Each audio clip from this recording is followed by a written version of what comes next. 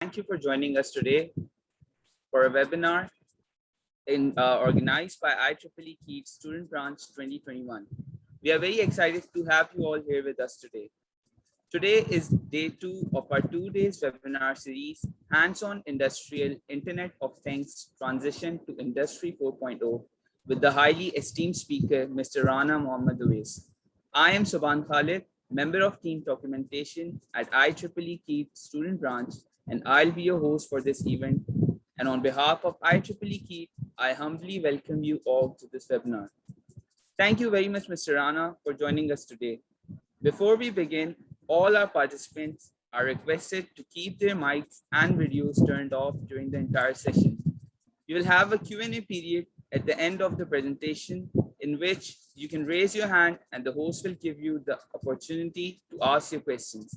You can also send any questions or messages to the host through the chat with your name and affiliation at the end.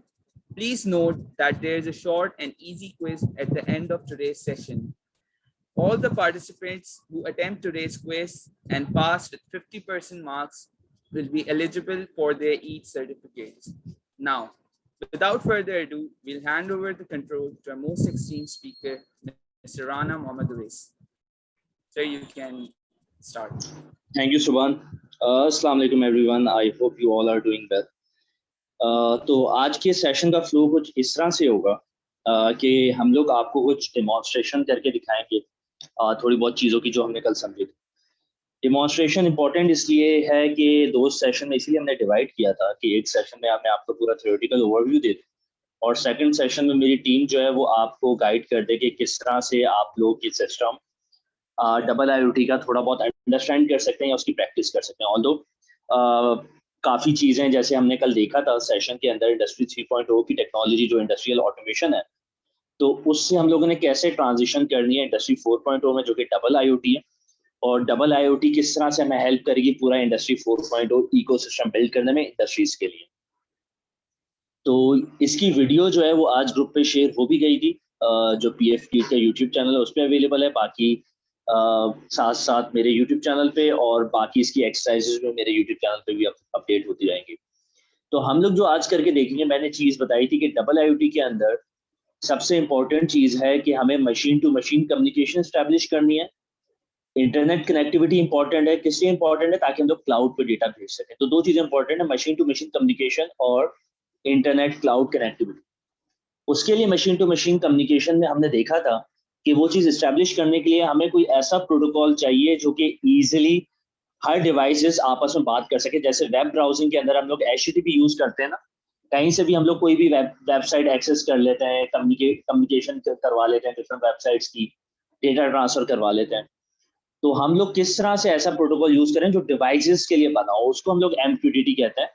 वो protocol जब हम लोग cloud पे data भेजते हैं, जब भी हमारे पास MQTT यूज होता है, आपस में डिवाइसेस की हमने कम्युनिकेशन करानी है, उसमें भी MQTT यूज होगा, ताकि हम लोग स्मार्टफोन के जरिए अपनी मशीन्स का स्टेटस, प्लांट का स्टेटस और सब चीजें सब्सक्राइब कर सके। हम लोग वॉइस कमांड यूज करते हुए अपनी मशीन्स के जरिए ऑब्वियसली बात कर सके। ठीक है, तो इसके लिए हम लोग ने आज का फ्लो बनाया वो कुछ इस तरह से कि मशीन टू मशीन कम्युनिकेशन और इंटरनेट के अंदर डबल IoT के अंदर हमारे पास क्लाउड का पार्ट है जो हम लोग कवर कर रहे होंगे। क्लाउड पे डेटा भेजने के लिए हम लोग MQTT यूज करेंगे, वो कवर करेंगे। अच्छा, इसका ऑप्शन ये होता है या तो हम लोग कंप्यूटर यूज करें या हम लोग रास्पबेरी पाई यूज करें, ठीक है, डेमोन्स्ट्रेशन के लिए। क्योंकि अगर इस स्टेज में आपको Siemens या PLC नेक्स्ट यूज करके दिखाऊंगा तो वो आपको बिल्कुल चीजें समझ नहीं आएंगी काफी सारे स्टूडेंट्स को, क्योंकि उन्होंने Siemens के सॉफ्टवेयर पे और PLC नेक्स्ट पे काम करके ऑलरेडी नहीं किया हुआ होगा। लेकिन आपने कंप्यूटर पे थोड़ा बहुत पता होगा, कंप्यूटर पे अच्छा ये सॉफ्टवेयर इंस्टॉल हो रहे हैं, कंप्यूटर पे सॉफ्टवेयर चल रहे हैं और ये क्लाउड वेबसाइट यूज हो रही है, तो ये आप लोग खुद प्रैक्टिस कर भी सकते हैं, क्योंकि उसके अंदर जो सॉफ्टवेयर यूज करेंगे वो हार्डली कुछ MBs के होंगे एज कम्पेयर टू जो सॉफ्टवेयर Siemens या PLC नेक्स्ट के। तो इसके अंदर हम लोग क्या करेंगे, MQTT यूज करेंगे क्योंकि वो machine to machine communication protocol use होता है। हम लोग इसके अलावा Node-RED यूज करेंगे। हम लोग के पास ऑप्शन होता है Python यूज करने का, C++ यूज करने का, या PLC प्रोग्रामिंग की लैंग्वेज होती है लैडर लॉजिक FPD यूज करने का। बट Node-RED एक ऐसी लैंग्वेज है जो कि लो कोड नो कोड पे काम करती है और आजकल काफी पॉपुलर है कि ग्राफिकल प्रोग्रामिंग है कि आपने ब्लॉक्स उठा के इधर उधर डालना है। जैसे हम लोग वर्डप्रेस की प्रोग्रामिंग करते हैं ना, पहले PHP पे प्रोग्रामिंग करके हम लोग टेक्सचुअल किया करते थे। आजकल वर्डप्रेस से कोई भी बंदा इजीली वेबसाइट बना सकता है। मतलब मेरी जो ऑटोमेशन प्ले की वेबसाइट है वो मैंने खुद बनाई हुई है, सिर्फ इस वजह से वो ग्राफिकल है। तो Node-RED स्टार्टिंग पर्पस के लिए बहुत अच्छा है। तो हम लोग MQTT ब्रोकर यूज करेंगे, MQTT सर्वर क्लाइंट यूज करेंगे, पहली चीज। दूसरी चीज हम लोग Node-RED यूज करेंगे क्या, ताकि MQTT का जो डेटा है वो क्लाउड पे भेज सकें। और तीसरी चीज हम लोग क्लाउड यूज करेंगे। इस पूरे प्लेटफॉर्म का यूज करने का मकसद ये है कि चाहे अब आपके पास PLC हो, इंडस्ट्रियल ऑटोमेशन, स्मार्ट फैक्ट्री के लिए, चाहे होम ऑटोमेशन के लिए आपके पास Arduino या Raspberry Pi हो, यूज MQTT, Node-RED और क्लाउड ही होना है, स्पेशली MQTT एंड क्लाउड। तो वो चीजें आपको इजीली क्लियर हो जाएंगी। तो ये पूरा फ्लो होगा हमारी ट्रेनिंग का, जिस पर हम लोग काम कर रहे होंगे। ये मैंने बहुत सोच समझ के फ्लो बनाया है, क्योंकि हम लोग IBM में भी करवा रहे होते हैं और IIoT में, माइंडस्टॉर्म में जब करवा रहे होते हैं या ऑनलाइन हम लोग करवाते हैं ऑटोमेशन प्ले पे, अल्हम्दुलिल्लाह 100+ कंट्रीज के स्टूडेंट्स एनरोल है। तो मुझे पता होता है ट्रेंड्स वहां पर भी क्या चल रहे हैं। तो स्टार्टिंग पर्पस की ये 3 चीजें बहुत इंपॉर्टेंट है। फिर जिन लोगों ने IIoT की तरफ प्रैक्टिकली बढ़ना है वो Siemens के सॉफ्टवेयर डाउनलोड करें और वही MQTT Node-RED यूज करते हुए डेटा क्लाउड पे जा सकता है। ठीक है, तो इसके डिफरेंट तरीके स्टैब्लिश करने के, लेकिन मकसद ये है कि आपको MQTT, क्लाउड और Node-RED का थोड़ी सी नॉलेज हो जाए। तो आई फील ये ओवरव्यू हम लोग आज का फ्लो का जो फ्लो रखेंगे हम लोग, वो ये फ्लो होगा।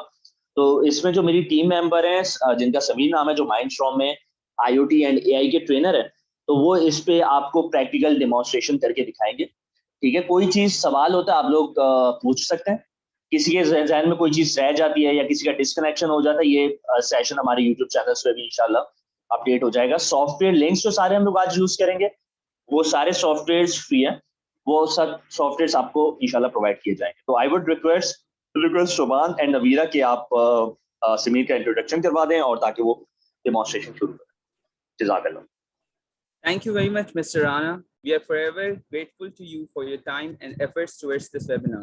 Now, I would like to introduce our second speaker, Mr. Sameer Ahmed, who will pick up where Mr. Rana left off. Before continuing, I would like to put forward a brief introduction about Mr. Sameer. Mr. Sameer Ahmed is an electronics engineer with hands-on experiences in the field of 4IR like IoT and AI. Currently working at Mindstorm Engineering as an AI and IoT engineer. He also has teaching experience at NAVTech. And now I would like to put forward the controls to Mr. Sameer so that he can continue.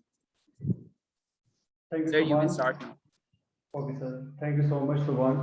So first of all, हम लोग last जो class थी हमारी, उसमें हमने discuss किया था कि किस तरीके से हम लोग 4IR पे वर्क कर रहे हैं और क्या फ्लो चल रहा है। 4.1 और 4.2 आजकल जो चल रही है वो किस स्पीड पे चल रही है और क्या इसकी डिमॉन्स्ट्रेशन है, क्या क्या उसकी पैरामीटर्स हैं, इसको आप इंशाल्लाह आज डिस्कस करेंगे। तो सबसे पहले जो हम लोग डिस्कस करने वाले हैं वो IoT और IIoT के बीच में जो रिजेम्बलेंस है उसको डिस्कस करते हैं। तो बात की जाए IoT या IIoT के मुतालिक, तो दोनों में एक सेम रिजेम्बलेंस आती है, वो है MQTT protocol. MQTT protocol basically वो प्रोटोकॉल है जो आजकल IIoT और IoT में ज़्यादा पाया जा रहा है। और अगर विदाउट MQTT हम यूज़ करें IoT और IIoT को, तो हमारी IoT की चेन कंप्लीट नहीं होगी। तो बात करते हैं पास्ट एक्सपीरियंस के हिसाब से, जब हम लोग HTTP यूज़ करते हैं एक कंप्यूटर से दूसरे कंप्यूटर के कम्युनिकेशन के अंदर, जैसे कि अगर आप सर्च करें www.google.com, तो आप कम्युनिकेट करते हैं HTTP को दूसरे HTTP के थ्रू। तो ये जो कम्युनिकेशन है वो हम HTTP के थ्रू कर रहे होते हैं, या तो HTTPS के थ्रू कर रहे होते हैं। S का मतलब होता है सिक्योर। ठीक है, ये जो कम्युनिकेशन है ये एक प्रोटोकॉल जनरेट करती है, और ये प्रोटोकॉल का मतलब ये होता है कि हम एक लैंग्वेज सेट कर रहे हैं आपस में कम्युनिकेशन के लिए। इसका मतलब सीधा सीधा ये है कि जैसे कि सपोज करें अगर मैं चाइना जाता हूँ और वहाँ पे चाइनीज लैंग्वेज चल रही है, तो हम एक सेट पॉइंट तय करेंगे कि मुझे चाइनीज नहीं आती ना उन्हें, वो हम दोनों ने सेट किया कि दोनों को इंग्लिश लैंग्वेज आती है, तो हम लोग इंग्लिश लैंग्वेज में बात करेंगे ताकि सारी की सारी इंफॉर्मेशन हम आपस में कम्युनिकेट कर सकें। इसी तरीके से यहाँ पे भी मशीन टू मशीन जब कम्युनिकेशन की बात आती है तो हमें एक प्रोटोकॉल सेट करना होता है जिसमें हम कम्युनिकेट कर सके आपस के अंदर।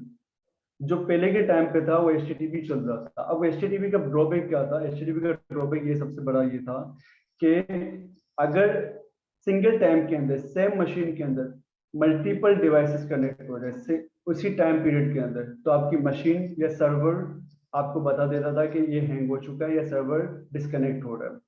तो ये प्रॉब्लम को रिजोल्व क्यों करा? ये रिजोल्व इस वजह से करा है क्योंकि जब हम इंडस्ट्री की बात करते हैं तो हमारे पास मल्टीपल सेंसर्स लगे होते हैं।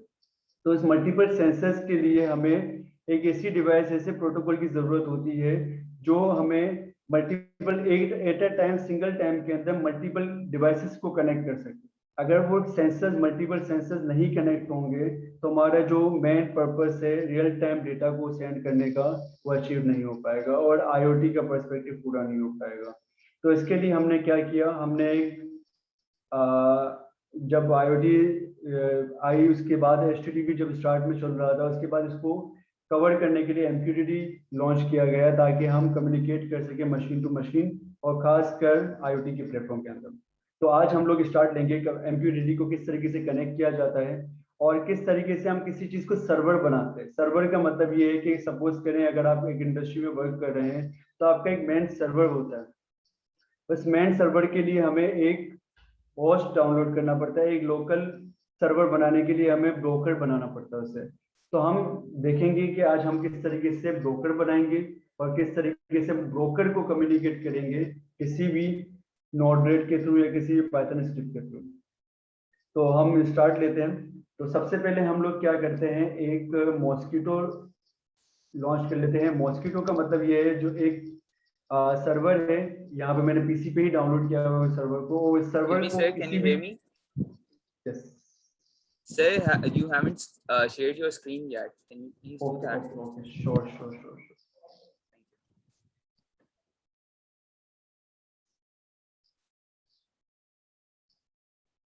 It's all right. It's feasible. Yes, sir, we can see it. Okay, thank you.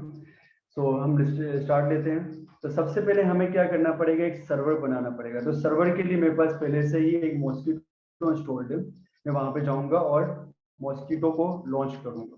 तो इसके लिए क्या करना पड़ता है, मेरे पास जो सर्वर है वो मेरे पास प्रोग्राम C में डाउनलोड है।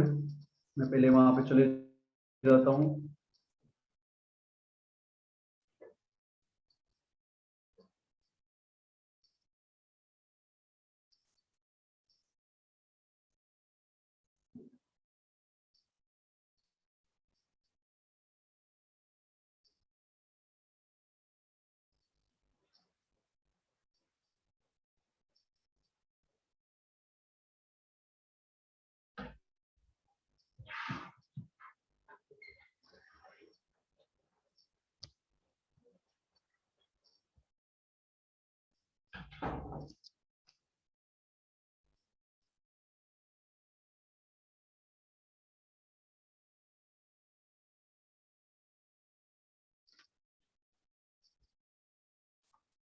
ठीक है, ये मेरा मॉस्किटो है।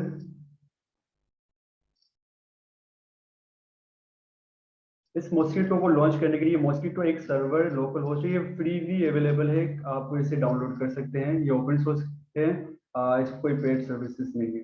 तो इसे हम डाउनलोड करके यहाँ पे मेरे पास ये इंस्टॉल्ड है पहले से ही। तो इसे जब लॉन्च करने के लिए मुझे क्या करना होगा, मैं यहाँ पे जाऊंगा और यहाँ पे मैं टाइप करूंगा CMD, कमांड प्रॉम्प्ट ओपन करूंगा।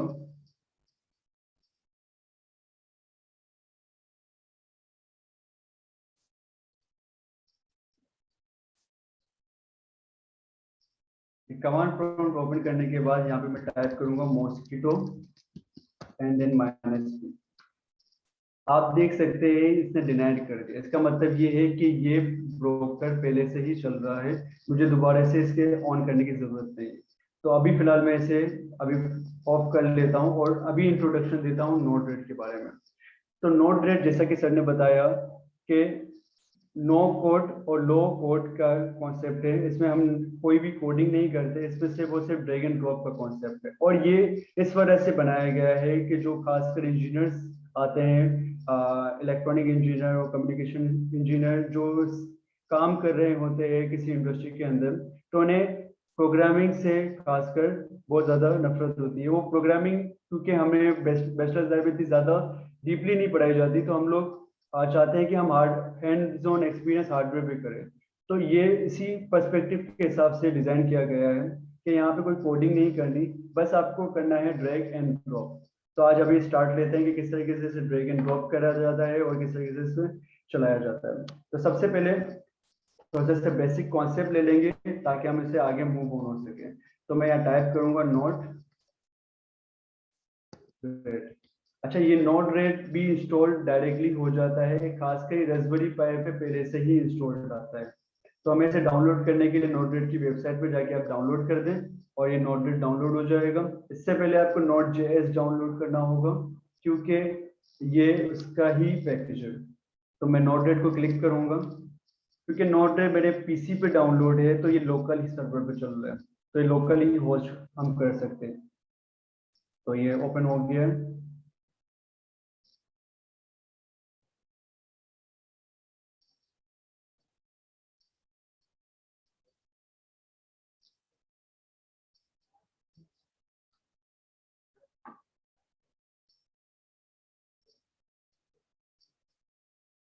तो ये अभी ऑन हो चुका है। मैं दोबारा से अपने ब्राउजर पे जाऊंगा और ब्राउजर पे जाने के बाद यहाँ पे मैं टाइप करूंगा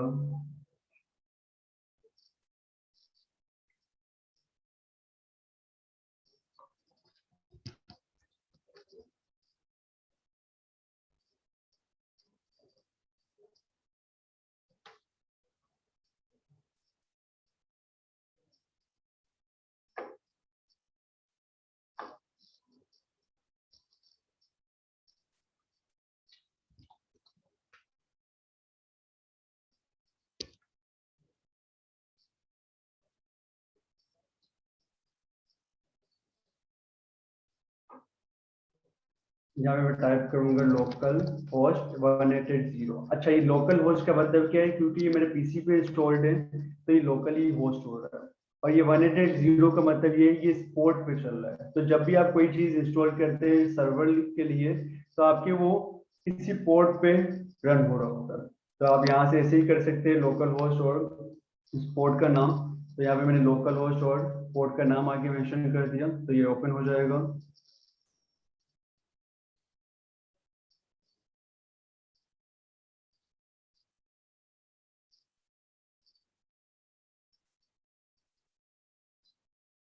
तो अभी फिलहाल इसे मैं डिलीट कर देता हूँ और डिस्प्ले कर देता हूँ। तो बेसिक से स्टार्ट लेते हैं कि सपोज करें कि आपके पास कोई इनपुट जनरेट करना है। तो इस इनपुट जनरेट करने के लिए मुझे क्या करना पड़ेगा? कोई इनपुट लेना पड़ेगा। अब लैंग्वेज सी लैंग्वेज में क्या लेते थे? इनपुट की कमांड आती थी। पाइथन में भी इनपुट की कमांड है, ठीक है। सी लैंग्वेज के अंदर स्कैनफ की कमांड होती थी। तो हमें यहाँ पे कोई प्रोग्राम करने की जरूरत नहीं है, हम सिर्फ ड्रैग एंड ड्रॉप करेंगे। तो इसके लिए पहले से बिल्ट इन एक नोड पहले से मौजूद है। वो नोड क्या है? इंजेक्ट का नोड है। इस इंजेक्ट के नोड से क्या होता है कि हम कोई भी इनपुट डिवाइस किसी भी आउटपुट डिवाइस को सेंड कर सकते हैं। तो इसके लिए मुझे क्या करना पड़ेगा? इसे ड्रैग एंड ड्रॉप करना होगा, ठीक है। इस ड्रैग एंड ड्रॉप करने के बाद इसकी कुछ फंक्शनलिटी है, तो अब इसके पैरामीटर्स देखते हैं कि कौन कौन से इसके फंक्शन हम यूज कर सकते हैं। तो मैं इसे डबल क्लिक करूंगा। इसे डबल क्लिक करने के बाद यहाँ पे आप इसका नाम देते, मैं यहाँ पे इनपुट डिवाइस दे देता हूँ, ठीक है। और यहाँ पे आप कुछ भी ले सकते हैं। अगर मैं यहाँ पे टाइम स्टेप लेता हूँ तो यहाँ पे डिप्लॉय का मतलब होता है जैसे कंट्रोल एस होता है किसी प्रोग्राम को सेव करने का, यहाँ पे हम डिप्लॉय करते हैं। अब मुझे यहाँ पे मैंने इनपुट तो ले लिया, मैं विजुलाइज कैसे करूंगा? मैं इसे आउटपुट कैसे देखूंगा? तो उस आउटपुट के लिए भी एक नोड है। वो नोड क्या है? डीबग का नोड। इस डीबग के नोड में क्या होता है कि हम कोई भी इनपुट का आउटपुट देख सकते हैं, किसी भी डिवाइस कोई भी चीज का इनपुट का आउटपुट देख सकते हैं। तो यहाँ पे मैं इसे अब दो नोड को मुझे आपस में कनेक्ट करना है, तो इसके लिए मुझे क्या करना पड़ेगा? मैं यहाँ से वायर उठाऊंगा और बस यहाँ से कनेक्ट कर दूंगा। That's it. यहाँ पे मेरा इनपुट और आउटपुट का प्रोग्राम बन चुका। हमें कुछ भी नहीं करने की जरूरत, सिर्फ दो नोड लिए और आपस में सिर्फ कनेक्ट कर दिया।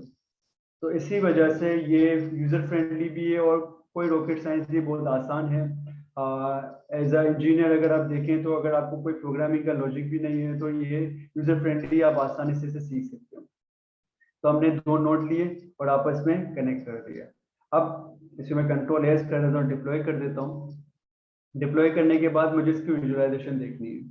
तो सिर्फ विजुअलाइजेशन देखने के लिए मुझे डीबग पे जाना पड़ेगा। यहाँ पे डीबग का ऑप्शन है, डीबग मैसेज।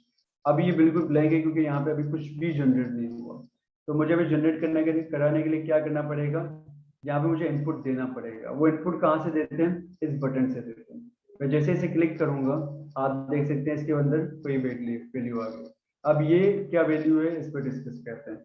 यहाँ पे मैंने टाइम स्टेप लिया था। टाइम स्टेप का मतलब कि टाइम बता रहा है। तो ये टाइम किस फॉर्मेट में आ रहा है, ये टाइम स्टैम्प के फॉर्मेट में आ रहा है। इस वजह से ये आपको इस तरीके का टाइम दिखता है, वरना टाइम में जो चल रहा है वो कुछ और है। ठीक है, ये इस फॉर्मेट के अंदर आ रहा है, इस वजह से आपको ये शो हो रहा है।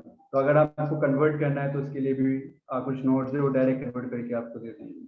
तो अब मैं चाहता हूँ, मैं अपना टाइम स्टेप नहीं चाहता, मैं कुछ नंबर चाहता हूँ। तो इस नंबर के लिए मुझे क्या करना पड़ेगा, यहाँ पे मैं टाइम स्टेप की जगह आऊँगा और यहाँ पे लिखूंगा नंबर। अगर मैं नंबर दे देता हूँ 1 सपोज करें, तो यहाँ पे डन आ जाएगा और दोबारा से भी डिप्लॉय कर दूंगा। अब दोबारा से मैं इसे क्लिक करूंगा तो आप देख सकते हैं नंबर 1 आ चुका। इसी तरीके से आप मल्टीपल इनपुट चाहते हैं, मैं एक और इनपुट ले लेता हूँ और यहाँ पे इनपुट डिवाइस 2 दे देता हूँ। देन यहाँ पे मैं दोबारा से अगेन इंटीजर दे दूंगा और यहाँ पे मैं 0 दे देता हूँ। देन डन कर देता हूँ। अब इस इनपुट डिवाइस को भी मुझे इससे कनेक्ट करना होगा। तो इसे कनेक्ट करने के लिए मुझे क्या करना पड़ेगा, दोनों को आपस में कम्युनिकेट करने के आपस में से कनेक्ट कर दिया वायर के थ्रू। दोबारा से कंट्रोल एस करने के लिए डिप्लॉय करना पड़ेगा। अब क्या होगा, अब जैसे कि मैं इसे क्लिक करूंगा तो 1 आ जाएगा, इसे क्लिक करूंगा तो 0 आ जाएगा। तो ये बहुत आसान काम हो गया। आप कोई भी आप इनपुट लें और मल्टीपल आउटपुट इनपुट लेके एक आउटपुट दिखा सकते हैं। इसी तरीके से यहाँ पे एक नंबर आया है, आप चाहते हैं तो इसके अलग अलग पैरामीटर ले सकते हैं। जैसे यहाँ पे एक नंबर था तो आप यहाँ से मैसेज ले सकते हैं, ग्लोबल ले सकते हैं, स्ट्रिंग ले सकते हैं, बूलियन ले सकते हैं, या तो ट्रू और फॉल्स ले सकते हैं। एक और मैं करके दिखा देता हूँ। मैं स्ट्रिंग ले लेता हूँ और यहाँ पे स्ट्रिंग लेने के बाद मैं हेलो वर्ल्ड लिख देता हूँ। ठीक है, फिर मैं दोबारा से डन करके डिप्लॉय कर देता हूँ। तो अब क्या होगा, जैसे मैं ऐसे क्लिक करूंगा तो यहाँ पे अब हेलो वर्ल्ड आ चुका है। अब बात की जाती है ये क्यों जरूरी है। ये बेसिक कॉन्सेप्ट दे रहा था कि किस तरीके से हम इनपुट और आउटपुट को कनेक्ट करते हैं। लेकिन जो हमारा मेन मकसद क्या है, मेन मकसद है कहीं से हमें इनपुट आएगा और कहीं से हमें आउटपुट पता चल जाएगा। तो उसके लिए हमें क्या करना पड़ेगा, यहाँ से हम बेसिक कॉन्सेप्ट ले लिया कि किस तरीके से हम इनपुट लेते हैं और आउटपुट डिस्प्ले करवा लेते हैं। ठीक है, अब क्या करते हैं, अब मैं कनेक्ट करता हूँ अपने मॉस्किटो को इस नोड रेड के थ्रू। तो इसके लिए मुझे क्या करना पड़ेगा, मैं इसे अभी फिलहाल इरेज कर देता हूँ और यहाँ से मैं सारी की सारी वैल्यूज को डिलीट कर देता हूँ। देन मुझे क्या करना पड़ेगा, मैं यहाँ पे लूंगा एक, क्योंकि मुझे कम्युनिकेट करवाना है MQTT के थ्रू। तो MQTT के लिए यहाँ पे पहले से बिल्ट इन नोड आता है, वैसे ड्रैग एंड ड्रॉप कर लेता हूँ MQTT n।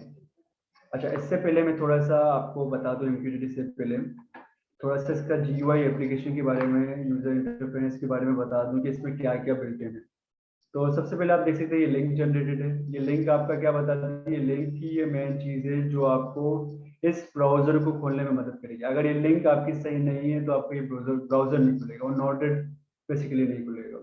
तो लिंक बेसिकली मेन चीज है।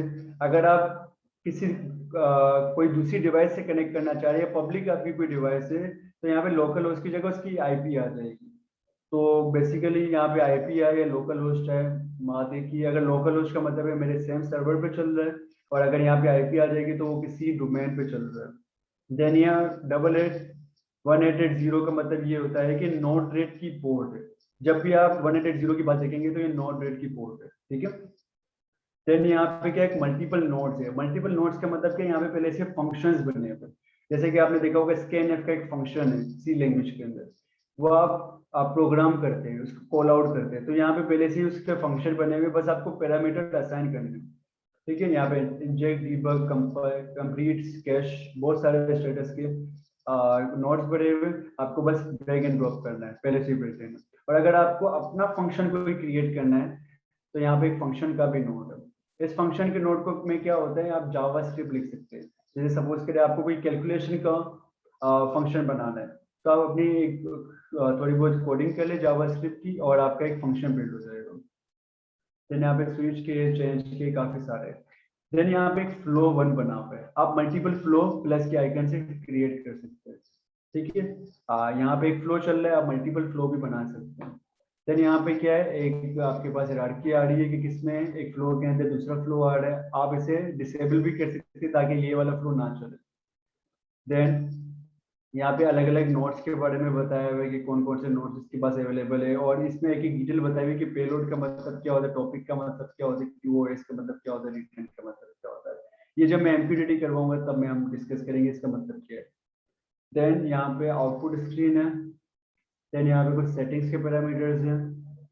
देन अच्छा, अब एक कॉन्सेप्ट होता है कि अगर आपके पास कोई नोड अवेलेबल नहीं है, या तो आप इसको क्रिएट कर लें अगर आपको उसकी प्रोग्रामिंग आती है, अगर नहीं आती तो आप इसे डाउनलोड कर लें, क्योंकि यहाँ पे कुछ पैरा नोड्स दिए हुए, हर कोई नोड नहीं दिया आपको। तो इसे डाउनलोड करने के लिए हमें क्या करना पड़ेगा, हमें यहाँ पे कर्सर पे जाना, सेटिंग पे जाना होगा। यहाँ पे मल्टीपल चीजें हैं, अगर आपके पास पहले से नोड का कोई प्रोग्राम है तो आप इम्पोर्ट कर दें। अगर आप चाहते हैं कि ये जो मैं प्रोग्राम दिया हुआ है आप किसी और को सेंड करना चाहते हैं तो यहाँ पे एक्सपोर्ट कर दें। यहाँ पे फ्लोज के टाइप आ गए, कौन कौन से फ्लोज है, सब फ्लोज है, ग्रुप्स करके आप बना सकते हैं। देन अगर आपको कोई चीज इंस्टॉल करनी है तो उसके लिए आपके पास कमांड एक क्वेश्चन आता है, इसको बोलते हैं मैनेज पैलेट। इस मैनेज पैलेट में जाने के बाद क्या होता है, आप कोई भी डिवाइस, कोई भी नोड को इंस्टॉल कर सकते हैं। जैसे कि यहाँ पे क्या है, यहाँ पे व्यू का ऑप्शन है, कीबोर्ड का ऑप्शन है, एंड देन पैलेट का ऑप्शन है। इस पैलेट के ऑप्शन में एक नोड का ऑप्शन है। इस नोड के ऑप्शन में क्या दिया हुआ है, जो आपके पास नोड पहले से ही डाउनलोडेड है तो यहाँ पे विजुलाइज हो रहे होंगे, वो यहाँ पे शो हो रहे हैं। और जो नोट्स आपके पास नहीं इंस्टॉल तो आप यहाँ से इंस्टॉल कर सकते हैं। जैसे डैशबोर्ड का नोड है, ठीक है, ये मेरे पहले से ही मेरे पास इंस्टॉल्ड है। अगर आप चाहते हैं इसे इंस्टॉल करना तो यहाँ पे आप इंस्टॉल का बटन क्लिक कर सकते हैं। तो इससे क्या होगा, आप कोई भी नोट डाउनलोड भी कर सकते हैं। तो चलें स्टार्ट लेते हैं। अब मैं मॉस्किटो मेरे पास एक पीसी पे चल रहा है और मुझे यहाँ उसका डेटा यहाँ पे सेंड करना है। तो इसके लिए क्या होता है, दो कॉन्सेप्ट होते हैं। जब भी आपको एमक्यूटीटी की प्रोटोकॉल की बात आती है तो उसके कुछ पैरामीटर्स होते हैं। इस पैरामीटर को हम लोग एक एक करके डिस्कस कर लेते हैं। वो पैरामीटर क्या होंगे, सबसे पहले तो आपको बताया जाएगा कि आप किस सर्वर से कनेक्ट करना चाह रहे हैं। क्योंकि ये मेरे लोकल ही होस्ट पे चल रहा है तो मैं यहाँ पे लोकल होस्ट लिखूंगा। देन यहाँ पे मैं बताऊंगा टॉपिक का नाम। टॉपिक का नाम का मतलब क्या होता है, जैसे कि सपोज करें एक इंडस्ट्री है, ठीक है।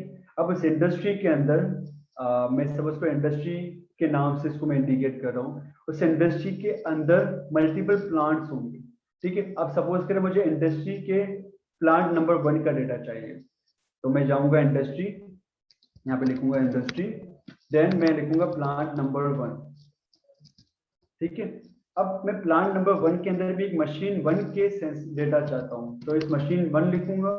और देन मैं चाहता हूँ उस मशीन 1 के अंदर भी सेंसर 1 की वैल्यू मुझे डिस्प्ले करो, तो यहाँ पे मैं सेंसर 1 लिखूंगा। तो एक हायरार्की फॉलो हो जाएगी, एक टॉपिक क्रिएट हो जाएगा कि अब मैं डिफरेंशिएट कर सकता हूँ किसी भी इंडस्ट्री के सेंसर की वैल्यू को। सपोज करें, इससे क्या होगा, इसकी आसानी क्या होगी, ये तो एक तो पहले आपको विजुअलाइजेशन में आसानी होगी कि किसका डेटा आ रहा है। दूसरा काम ये आसान हो जाएगा, जैसे कि सपोज करें आप डेटा क्लाउड पे भेजते हैं तो आपको पता चल जाएगा कि ये सेंसर 1 का डेटा प्लांट 1 और मशीन 1 के डेटा के साथ कहाँ पे जा रहा है, क्लाउड के जा रहा है और किस टाइम इंस्टेंस पे जा रहा है। तो अगर आपके पास करोड़ों सेंसर या लाखों सेंसर लगे हुए हैं तो आप क्या करेंगे, आप मल्टीपल सेंसर्स को आसानी से डिफरेंशिएट भी कर सकते हैं। तो इस वजह से टॉपिक का क्रिएट किया जाता है ताकि आप आसानी से किसी से कम्युनिकेट कर सके और आपको फाइंड आउट हो जाए कि कौन सा डेटा आ रहा है। देन आपके पास दो कॉन्सेप्ट आते हैं एमक्यूटीटी के अंदर, पब्लिश और सब्सक्राइब। जब भी प्रोटोकॉल की बात करते हैं तो आपके पास दो कॉन्सेप्ट आते हैं, पब्लिश और सब्सक्राइब। पब्लिश का मतलब क्या होता है, पब्लिश का जैसे मतलब यही है कि आप पब्लिश कर रहे हैं कोई डेटा, कोई भी डेटा हो सकता है XYZ, आप इंडस्ट्री का कोई भी डेटा उठा लें तो आप पब्लिश करना चाह रहे हैं एक जगह से दूसरी जगह। तो इस पब्लिश का मतलब क्या है, डेटा सेंड करना। ठीक है। और सब्सक्राइब का मतलब क्या, डेटा रिट्रीव करना या रिसीव करना, ठीक है। तो अगर मेरे पास दो मशीन कम्युनिकेट कर रही है, एक मशीन सेंड कर रही होगी, दूसरी रिसीव कर रही होगी, दोनों आपस में सेंड नहीं कर रही होगी एट अ टाइम, या तो वो सेंड कर रही होगी या तो वो रिसीव कर रही होगी। तो इसलिए हम पब्लिश के लिए हम क्या यूज करते हैं, अगर हमें सेंड करना हो तो हम पब्लिश यूज कर सकते हैं, और अगर हमें रिसीव करना हो तो हम सब्सक्राइब यूज करते हैं। तो अब यही कॉन्सेप्ट को लेके हम आगे चलते हैं। हम क्या करेंगे, यहाँ पे मैं पहले मॉस्किटो जो मेरे पास पीसी पे ही इंस्टॉल्ड है, ये एक अलग मशीन है सपोज करें, और ये एक अलग मशीन है, तो दो अलग अलग मशीन को मुझे आपस में कम्युनिकेट करना है। ये विद इन अ रेंज भी हो सकती है और ये क्लाउड के थ्रू भी हो सकता है। तो ये एक मशीन दूसरी मशीन से कम्युनिकेट करने के लिए मुझे क्या करना पड़ेगा, यहाँ पे मुझे एक इनिशियलाइज कर दिया, मेरा मॉस्किटो ऑन है और चल रहा है। फिर मुझे क्या करना पड़ेगा, मुझे यहाँ पे अगर मुझे यहाँ से सेंड करना है डेटा वहां पे, तो यहाँ लिखूंगा मॉस्किटो और यहाँ पे मैं लिखूंगा पब्लिश। तो यहाँ पे पब की कमांड है। इसके बाद मुझे कुछ चीजें देनी पड़ेगी, जैसे सबसे पहले मुझे देना पड़ेगा टॉपिक का नाम। तो इस टॉपिक के नाम को मुझे इंडिकेट करने के लिए मुझे क्या करना पड़ेगा, -t की कमांड आती है जो टॉपिक के नाम को इनिशियलाइज करवाएगी। तो टॉपिक का नाम जैसे कि भाई ये जो नाम हमने यहाँ पे दिया था, यहाँ पे अगर मैं दे देता हूँ प्लांट 1, देन हैश। अब हैश का मतलब कि जितने भी सेंसर्स के डेटा है, सपोज करें प्लांट 1 के अंदर 15 सेंसर्स लगे हुए, तो सारे के सारे के डेटा मुझे इंडिकेट मेरे पास रिट्रीव करवाते हैं। अगर मैं यहाँ सेंसर 1 लिख दूंगा तो मुझे सिर्फ सेंसर 1 का डेटा मुझे मिलेगा, सेंसर 2 सेंसर 3 का वैल्यू नहीं मिलने वाली, क्योंकि मैंने सिर्फ एक वैल्यू को इंडिकेट कर दिया। तो मैं यहाँ पे मैं हैश डाल देता हूँ ताकि मुझे सारा